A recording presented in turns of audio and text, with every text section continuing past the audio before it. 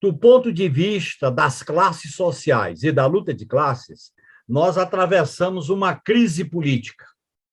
Essa crise política ela pode ser dissecada em três itens.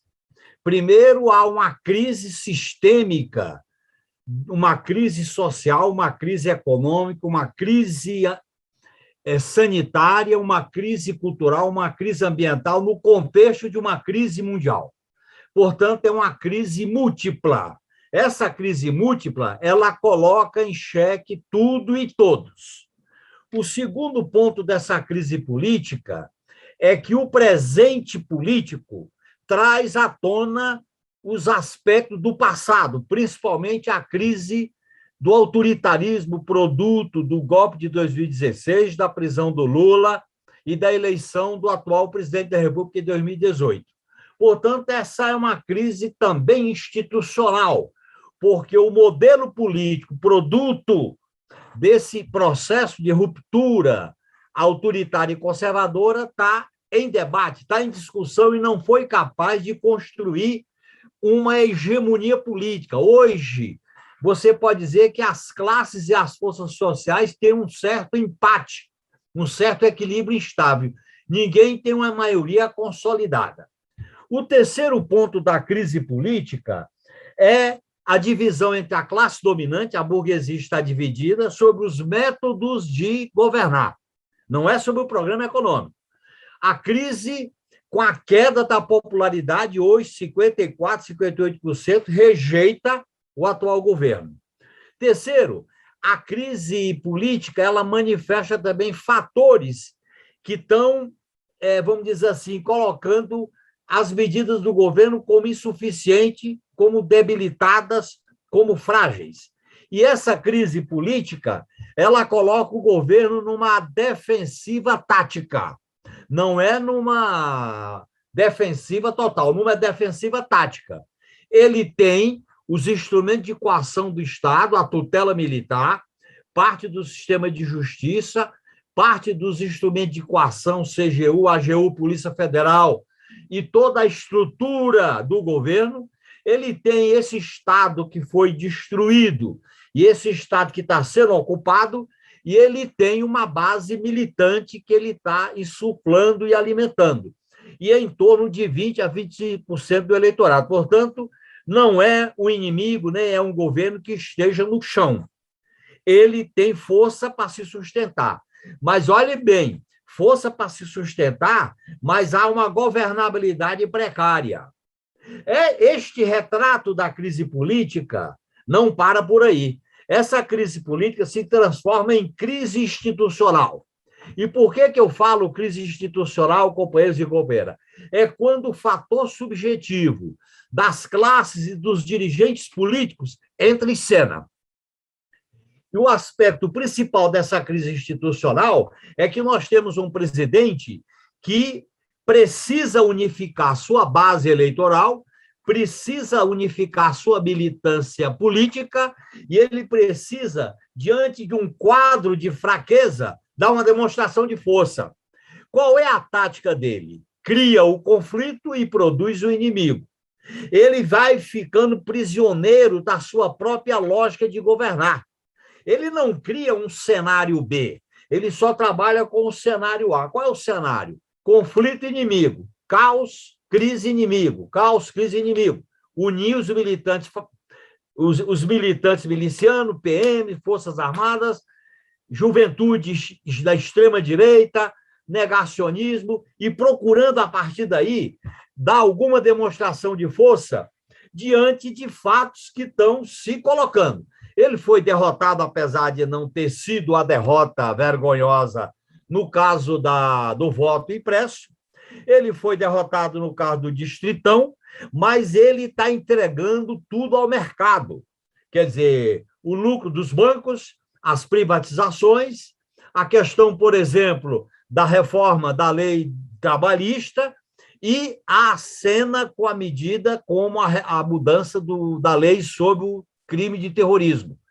Ele procura dar uma demonstração de força, foi feito com o aparato das Forças Armadas, elas exerceram a tutela, e cada vez mais as Forças Armadas se casam com ele, e uma força fica prisioneira do outro, fica o prisioneiro da sua própria lógica, e ele busca criar um espaço com PMs, milícias e o setor da extrema-direita.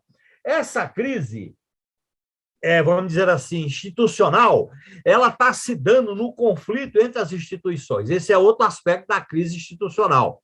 É uma disputa entre o Poder Executivo e o Supremo Tribunal Federal, e, por tabela, envolve o Congresso. Essa crise no interior das instituições, ela tem que ter um desfecho. E se ela continuar na cúpula, o desfecho será uma espécie de adiamento, ou será um desfecho de fazer alguma coisa para que se acomode. Por quê? Porque está faltando entrar nessa crise institucional o protagonismo do movimento popular, o protagonismo das ruas, o protagonismo do povo organizado. Este é o elemento que pode ter um papel decisivo nesta crise institucional. Porque se a crise institucional se der em reunião com governadores e com o presidente, em aprovar o que ele quer no Senado, como fizeram ontem com Alas e pode fazer com o Mendonça, ele vai administrando. Agora, ele está se prevenindo diante dessa tática do cenário único para o seguinte ponto. Primeiro, a CPI da Covid vai produzir um relatório que terá muita repercussão. Eu acho que o relatório da CPI da Covid vai ser uma pancada dura. E é necessário que essa pancada dura ela seja capitalizada pelo movimento popular, pelas ruas, pela mobilização. Segundo problema, ele sabe que a crise política ela está colocando a deterioração das condições de vida do povo. Quer dizer, além da pandemia, além das 572 mortes, 572 mil mortes, além da quantidade de infectados, além da fome, 20 milhões, além do desempregado, além da quebradeira geral, você tem uma insegurança do mercado. Os indicadores do mercado sinalizam um clima de insegurança. Portanto, ele tem uma governabilidade precária. Como é que ele resolve essa governabilidade? Dando demonstração de força. Essa demonstração de força, a gente tem que levar em conta que ela, de um lado, ela tem o aspecto da ameaça, ela tem o aspecto da arruaça, ela tem o aspecto do clima, mas ela também pode incentivar os loucos, os doidos, aqueles que estão incentivados pelo negacionismo, pelo protofascismo, pela arma, pela violência, para fazerem provocações. Portanto, nós temos uma crise institucional densa, intensa, e nós temos que estar preparados, que pode acontecer, vamos dizer assim, num cenário de fios descapados, nós podemos ter curto-circuito. Eu acho que no 7 de setembro eles vão marcar uma posição para tentar capitalizar, para tentar marcar alguma posição no 7 de setembro, mas olha bem, pessoal, pela primeira vez na história do Brasil, as Forças Armadas não comemoram o 7 de setembro. E não é por Covid, não. Eles podiam fazer algo mais sóbrio, mais limitado, mas não vão fazer. Então, nesse sentido, eu acho que abre uma disputa que é tática e estratégia sobre a questão da soberania nacional. E é fundamental, isso que o João Paulo falou, a nós marcarmos presença no 7 de setembro, com a bandeira da soberania nacional, com a bandeira das liberdades democráticas, com a bandeira dos direitos, com a bandeira do fora Bolsonaro. Nesta conjuntura, o elemento central da tática é o fora Bolsonaro. Nós não podemos tratar o fora Bolsonaro como se fosse uma coisa para constar, porque se ele se recupera com essa tática do cenário único e ele vai construindo com as concessões ao mercado, com algumas políticas sociais, eu acho que ele pode se tornar competitivo em 2022. Portanto, nós temos uma tarefa tática central em 2021, que é a centralidade da luta contra o Bolsonaro. A centralidade da luta pelo fora Bolsonaro vai exigir de nós o quê? Que eu acho que é a nossa debilidade.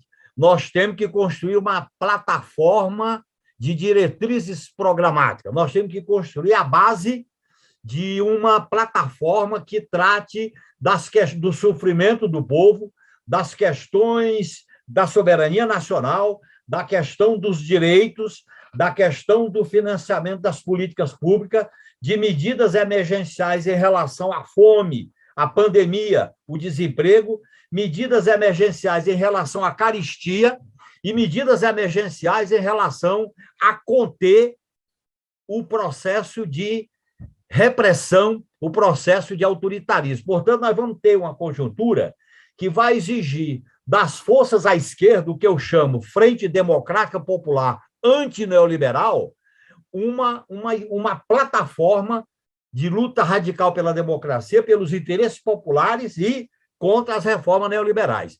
Essa frente tem que ser algo permanente, mais programática, mais estratégica, que não exclui as alianças episódicas e táticas, como estamos fazendo na CPI da Covid, como fizemos no voto impresso, como podemos fazer diante dessa tentativa de colocar as PMs contra os manifestantes para seguir as orientações do capitão. Portanto, isso são exemplos de alianças pontuais, não é de frente, é de aliança pontual. Ela começa e termina naquele episódio.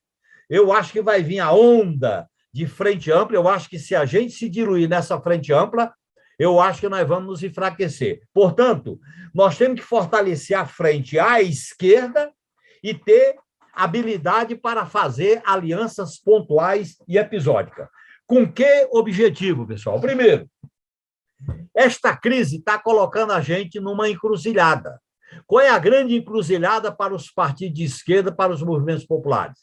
É que as mudanças, o que está em jogo não é uma eleição, não é um governo. O que está em jogo é um projeto do modelo econômico neoliberal, da financiarização, das privatizações, da eliminação de direitos, do fortalecimento dos monopólios, como, por exemplo, o agronegócio, e vocês sabem muito bem o que significa isso. O que está em jogo é uma captura dos fundos sociais, o que está em jogo é a disputa de proteína animal e vegetal, a disputa de recursos naturais como o petróleo e a disputa de uma geopolítica mundial sob a influência dos Estados Unidos na disputa com a China. Portanto, nós temos que entender que nós vamos fazer um enfrentamento que não é um governozinho qualquer, não é um momento qualquer, é um projeto que vai estar em jogo. Por quê? Porque o presente traz o passado e sinaliza a necessidade do futuro. Esse momento exige uma radicalidade intrínseca à crise. Se a crise é sistêmica, você só pode enfrentá-la de maneira sistêmica, não é com esparadrapo nem com band-aid. Segundo, a crise sistêmica exige de nós recuperar nossas identidades, nossas utopias, nossos sonhos.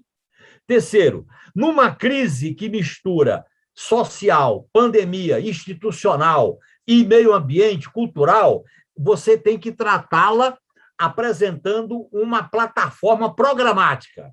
Essa plataforma programática tem que sinalizar que a gente tem que fazer a disputa por dentro da eleição e por fora da eleição. Segundo, a disputa não pode ser só por cima, tem que ser por baixo. Terceiro, a disputa é por dentro e fora da ordem. Se a gente achar que vai ser só por dentro da ordem, com eleição só, com mudança no Congresso, não vamos resolver a crise. Por quê? Porque ela exige que nós apresentemos um projeto de país, um futuro. E se nós não apresentarmos esse futuro estratégico, nós não vamos mobilizar força suficiente para, nesta acumulação estratégica, sair do que eu chamo de um equilíbrio estável para uma certa ofensiva tática, que eu acho que é o que vai ser colocado com o aprofundamento da crise. Na medida em que haja provocações, que a situação saia do controle, nós temos que trabalhar com isso. Pode existir provocações, pode existir medidas coercitivas, eles podem usar a GLO para decretar lei e ordem em algumas cidades, eles podem decretar estado de emergência, não estado de sítio, e eles podem criar algum casuísmo institucional para resolver um problema. Qual é o grande problema para eles, João Paulo? Que é estratégico. tudo indica que, pelas regras normais, esse governo será derrotado. Então, tem que criar casuísmos extralegais. Segundo, a candidatura e a alternativa representada pelo Lula, com todas as sinalizações que ele está fazendo ao centro e à direita, que tem minha crítica, não é suficiente para acalmar a classe dominante, a burguesia, diante da possibilidade do Lula voltar a governar o país. Portanto, eles vão tentar ou alimentar a terceira via, ou vão alimentar algum casuísmo tipo semipresidencialismo, ou então dizer o seguinte: as Forças Armadas estão tutelando o atual governo, aceitam um outro, mas sob a tutela das Forças Armadas. O que está em jogo, no que diz respeito às Forças Armadas, é algo muito sério. Eles estão querendo recuperar o poder moderador, o poder do salvacionismo, o poder de donos da pátria, o poder de donos do Estado, para, a partir daí, criar uma legitimidade para tutelar o povo, partindo da ideia de que o povo é fraco e os políticos não prestam. Aí vem aquela visão salvacionista. Eu acho que nós vamos entrar num período de extrema tensão. O desfecho pode não ser no 7 de setembro, como alguns falam. Eu acho que nós vamos entrar num período de tensionamento que pode ter, neste período, momentos de tensão. Eu acho que eles vão dar uma demonstração de força e, a partir daí, vão criar um sistema de tensionamento e de experimentar o limite.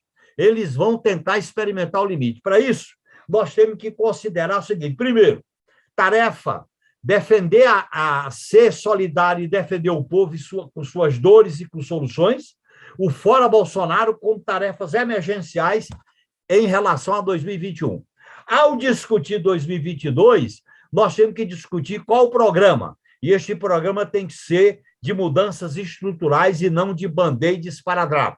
Terceiro, nós não podemos negociar mandando recado à posse ou o resultado da eleição. Eu acho que foi errado alguns presidentes da República, inclusive o nosso ex-presidente, botar embaixadores para sondar militares. Se você faz isso, você está dando importância a eles. Você tem que ter uma posição muito clara de como enquadrar os militares diante da soberania do poder popular. E o grande desafio é qual é o programa que nós vamos atender os interesses do povo. Qual é que reformas estruturais nós vamos fazer nas questões estratégicas do país. Para isso, para concluir, está no tempo, né, João Paulo? Mais 3 minutinhos, Genuíno. Tá. Para ir concluindo, nós temos que compreender que, numa crise profunda, a esquerda ela precisa resgatar as suas identidades. Então, o perfil da luta anticapitalista, porque o capitalismo se expôs, ele está nu, ele está com as vísceras expostas aqui no Brasil e no mundo. A pandemia só revelou a dimensão da crise sistêmica do capitalismo. Portanto, a consciência anticapitalista é um elemento fundamental.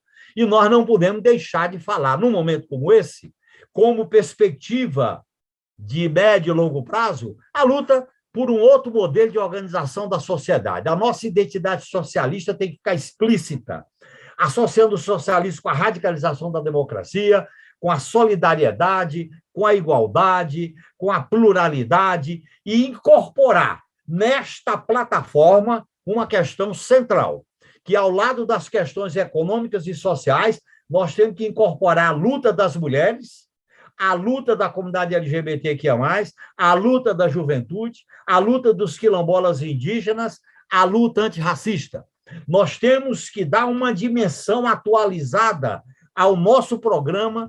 Ora, tem pontos que é de ruptura seletiva, vai ter pontos de enfrentamento localizado e vai ter pontos que nós vamos acumular processualmente. Portanto, eu acho que é necessário, como tarefa imediata, nós colocarmos como agente político, como sujeito político do enfrentamento da crise institucional, colocar a mobilização popular às ruas.